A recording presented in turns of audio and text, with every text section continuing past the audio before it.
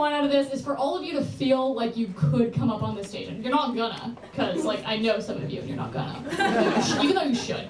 But I want all of you to feel like you could come up here and just fucking talk about anything, as long as you're not like a dick. So I thought, okay, what can I do to make everyone feel like they could come up here? And I thought, okay, I've already done a poem about chlamydia, I've already done one about faking O's, so.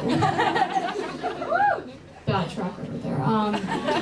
If I go through my weird box of poetry and find the weirdest one I can and do it for all of you, then you would all be like, okay, I could totally do this because it wouldn't be as weird as whatever the fuck she did.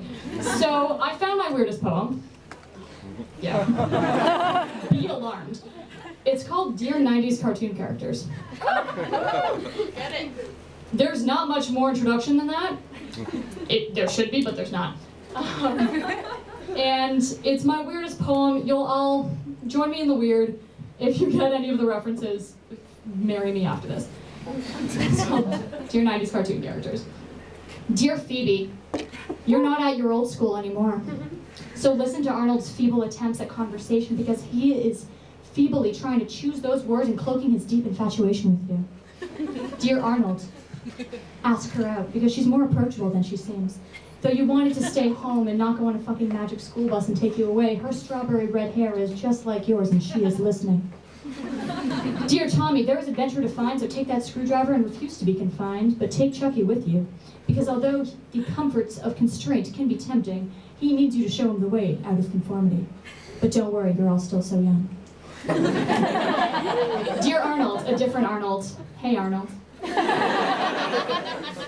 Though your physical deformity does not bother anyone who you seem to come into contact with, there is a girl who wants to be a part of your fate and worships that oblong, football-headed brain of yours.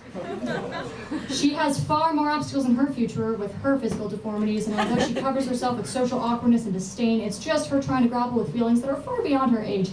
So give Helka Pataki the time of day, because the world won't be as receptive to an unattractive blonde girl as they are to a boy with a football for a head. Dear Arthur, I could never understand how you were allowed to go alone to the sugar bowl before I was allowed to choose my own lunch, but I still watch you every day regardless. Nobody makes library cards look as badass. Dear Disney's Recess, we all aspire to be you. Dear Daria, I think I might actually be you. Dear Johnny Bravo, you were my first sexual fantasy. Dear Cop Dog, how the fuck do you pee? Dear Jimmy, I really want your fairy godparents. Dear Professor Plutonium, what were you trying to make before the chemical X went in there to make the 3 power ups? I never... Did anyone else think about that? That drove me absolutely fucking nuts. What was he making before?